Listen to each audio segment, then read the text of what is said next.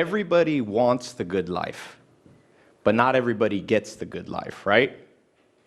Imagine for a second, if right now, today, how much more successful would you be if you just started a company 50-50 with Bill Gates as your business partner, and he was using every trick of the trade that he used to build Microsoft into one of the biggest companies in the world?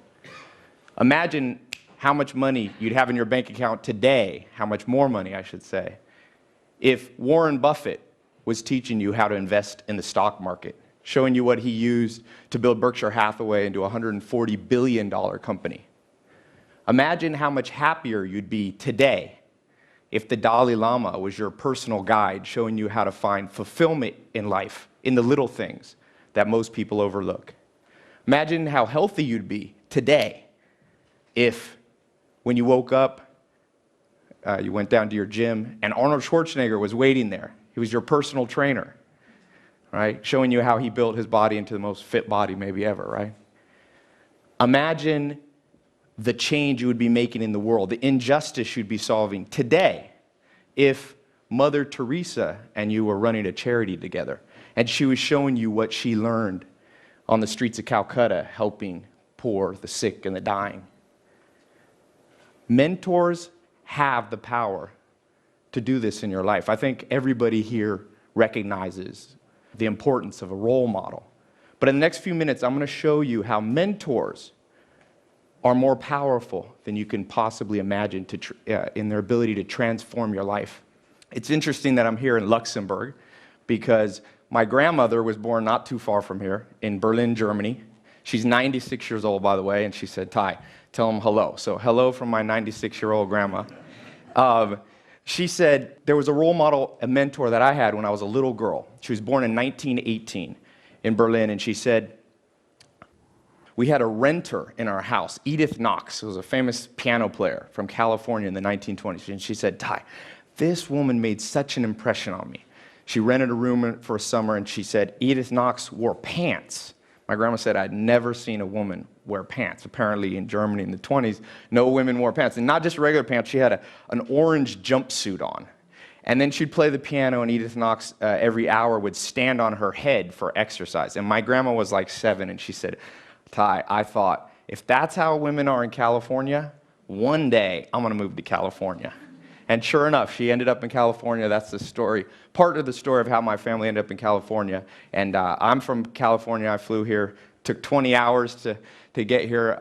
And I'm from Hollywood specifically. So Hollywood, the land of dreams. Or for most people, it's the land of broken dreams. Every year, 100,000 people move in and out of Hollywood.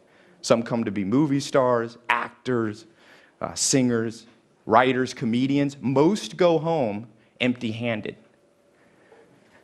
And so I live up in the hills, and I'm surrounded by all these celebrities. I have one on my left, one on my right, and I often think, why did these celebrities make it? What did they do differently that allowed them to make it? Because in Hollywood, everybody wants something, but not everybody gets what they want.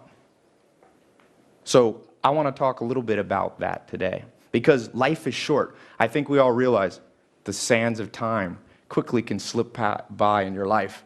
And you don't want to be old when you finally get the good life, or too old, right? It's like the Dutch saying, we're too soon old, too late smart. Steve Jobs said, I didn't want to be the richest man in the graveyard. And I realized this. I remember back, I was younger, and Alan Nation, one of my mentors, he had told me, he said, Tai, he said, what did you want to be when you were 16? That's the truest version of yourself. What did you want to be when you were 16? And I remember at 16, I wanted to find the good life. You know, Aristotle talks about eudaimonia, his definition of the good life. Health, wealth, happiness, love, all those things. And I remember going, it's too hard. How am I ever going to figure this out? There's so many hard questions. I'm 16. I got to figure out what college I'm going to go to, what religion I'm going to follow, who I'm going to marry, what politics, where to live, what career and path to pursue. And I had this idea. I was like, I know the perfect idea. What I'll do is I'll find one person. I thought this was so genius. Turned out to not be so smart. But I'd find one person who had all the answers. So I wrote a letter. The smartest person I could think of was my grandfather. So I wrote this letter, and I was like, will you tell me how to design my life? TED is about T-E-D. The D is about design, the designed life. So I said, will you help me design my life? And I was so excited. 4 days later, I got this letter back from my grandpa. I read it, and it said, sorry, Tai, I can't help you. The modern world's too complicated. You will never find all the answers from just one person. If you're lucky, a handful of people along the way will point the way. And I was like, right, so much for my shortcut. But 7 days later, a package came. It was books. My grandfather had a 20,000 book library, and he had sent me some old dusty ones, 1,000-page volume, 11 books. The Story of Civilization by Will and Ariel Durant. And I was like, 1,000 pages? This is too much, right? But I see now he was giving me a hint. I didn't understand it, that there's this myth that you have to go inward to find truth. But the truth he was saying is you have to go outward. If you can download the consciousness, the mindset of people who have gone before you, the smartest, the wisest, the most intelligent, the most experienced people, then you will get what you want. And so I went on and I started writing down note cards, and I call them mental shortcuts, and I was reading these books, and then I started traveling. I went to 51 countries. I would read a book and I'd say, let me go visit this person in person. So I went to New Zealand, Australia, South America, Argentina, Ireland, all over the world. And I was focused on those 4 things: health, wealth, love, and happiness. I decided to focus on health and happiness. I lived for 2 years with Joel Salatin on his famous sustainable agriculture, or his organic farm. And then I spent 2.5 years with the Amish, no electricity, trying to see what was life when we lived in community. And made one mistake. I forgot about money. That's one of the things. And so eventually I ran out of money. And so I had to do the thing nobody wants to do. I had to call my mom and be like, Mom, I know I'm an adult, but I don't have any money. Do you mind if I come stay at home till I get back on my feet? She said, sure. She had a mobile home in Clayton, North Carolina. I went, and she said, sorry, Ty, I don't have a room for you, but you can sleep on this couch. And so I remember laying there at night and like, did I mess up? Did I miss out on the good life? Here I am. I have no college degree. My skills, I could milk a cow at the Amish. That wasn't a very marketable skill. I had like $47 in my bank account. And I didn't have a car. I actually had a car, but it had holes in the floor. Somehow it rusted through, and if you accidentally would put your foot down, it would like chop your foot off. So I didn't want to drive it anywhere. I didn't want to pick anybody up in that car. So I remembered back to what my grandpa said, though. He said, look outward. So I started asking around, will somebody help me? And my uncle said, you know what, Ty, you need somebody who's going to show you how to make money. So I was like, great idea. I'm going to go find somebody. But I didn't have any gas money. So I was stuck there at my mom's house. I had $40. So I walked to the kitchen. That's what I could afford to do. And I found a Yellow Pages, and I opened up this Yellow Pages, and I looked in the finance section. And I found this guy, and I said, I'm going to go visit that guy. So I found a suit. I got a suit out of the closet. It wasn't mine. It was too big. It looked weird on me. God help me. I don't know what I looked like when I showed up at that guy's house. But got somebody to drive me in, and I showed up, and Kathy, his secretary, opened the door, and I walked back, and this guy, Mike Stainback from the phone book, I walked up to him, and I said, Mike, you don't know me. If you show me what you know, because I figure you must know a lot about money if you can afford a full-page ad in the Yellow Pages. If you show me what you know, I'll work for you for free. And I'll never forget, he was sitting in this chair, he had a big mustache. He looked kind of like Tom Selleck. He was sitting there, and he just rolled his chair towards me, and he said, you know what, Ty? I've been looking for someone like you for 20 years. Show up in the morning, I'm going to show you what I know. And sure enough, he did show me. And he began to mentor me on business. And now I'm an entrepreneur, I'm an investor. But I've continued on that path, traveling, finding mentors, reading. I read a book a day. I have a little book club I write. And what I found in my research is that I wasn't the abnormal path. Mentors, your ability to copy, is the biggest predictor of the success that you will have in life. As Picasso said, good artists copy, but great artists steal, right? And I looked around, and it's interesting. Did you know Albert Einstein had a mentor? Every Thursday, he would have lunch with the mentor growing up. Jay-Z, the rapper, he had a mentor. Oprah Winfrey said she had 2 mentors. Gandhi had a mentor. Alexander the Great had Aristotle. Bill Gates had Paul Allen. Warren Buffett had Benjamin Graham. There's something here that most of us have missed out on. So I want to share with you some things that I found, some specifics that you can do with mentors. The first thing, the first rule is I call them the mentor rules. It's the law of 33%. You should divide up your life and spend 33% of your time around people lower than you. You can mentor them, you can help them, and they'll help you back by making you feel good about yourself, right? It's good to know somebody's doing worse than you, right? That's that 30%. Then you have 33% of people that are on your level. These become your friends, your peers. But the last 33% is what most people forget about. Those are people 10, 20 years ahead of you. They'll make you feel a little bit uncomfortable, but that's what you want. And then remember, you don't want to make the mistake most people make with mentors, finding somebody just a little bit better than them. You don't want to be the blind leading the blind. So I call it the 10x rule. Find somebody 10 times further ahead than you. If you want to learn how to grow $1 million company, you have to find somebody who has a $10 million company. Don't be afraid to go to the top. In-person mentors are amazing, and you can get people like Warren Buffett, Bill Gates. You'd be surprised. My friend heard a talk, Frank, he's a director in Hollywood, and he's like, Tai, you're not going to believe this. I heard your talk, and I emailed some people, and Elon Musk, the founder of PayPal, the only man to own 3 companies worth $1 billion, he wrote me back, and I had lunch with him. You'd be surprised. People remember, because people remember their struggle, and they'll reach out and help you too. Remember, everybody wants the good life, but not everybody's willing to follow these rules. You must follow these rules. Next, humility.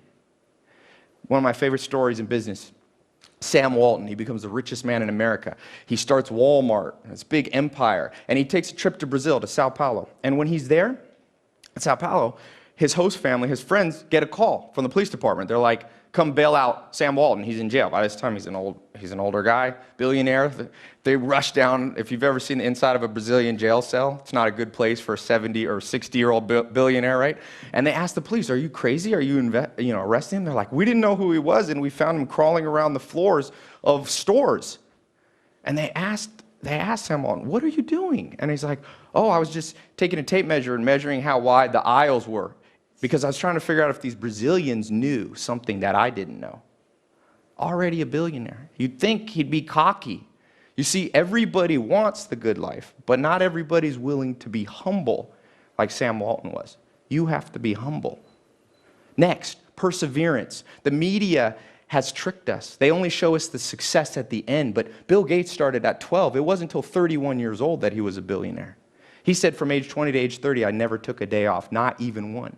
You must persevere, and in your search for mentors, you must persevere as well. I've been lucky enough to become friends with one of the top real estate investors in the world. I said, how in the world did you get started? He said, back when I was 19, I decided I wanted to do real estate. And I lived in a little town, but I knew there was one developer that was pretty good. So I went down to that developer's office.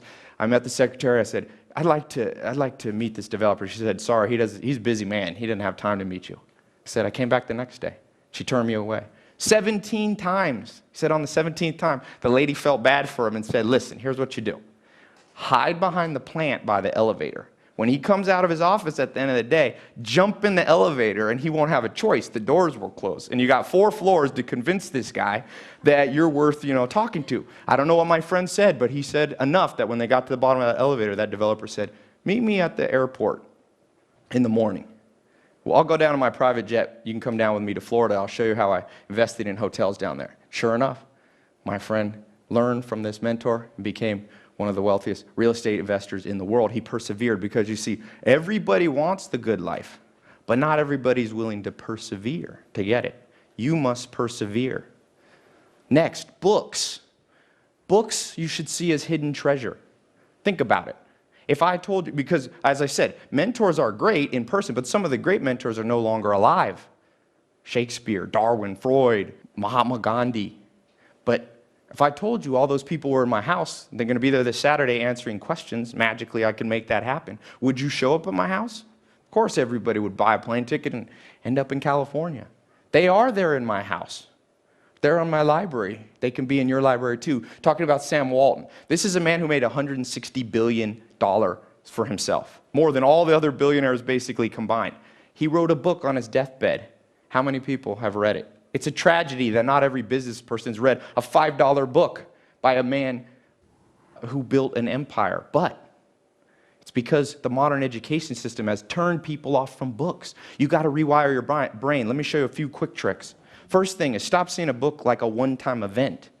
See a book like a friend. You read it over and over. You come back. And just like Friends, you pick a handful of them. I recommend you find 150 books. There's 130 million. Can't read that many, but 150 you can read over and over for the rest of your life. There's no rule either at how fast you have to read them, at what pace. I set my own pace. People say, how do you read a book a day? Sometimes I take a week. But sometimes books only have one or two things that are worth reading. In fact, most books only have that. So I flip through the pages one time. I like to go through 3 times.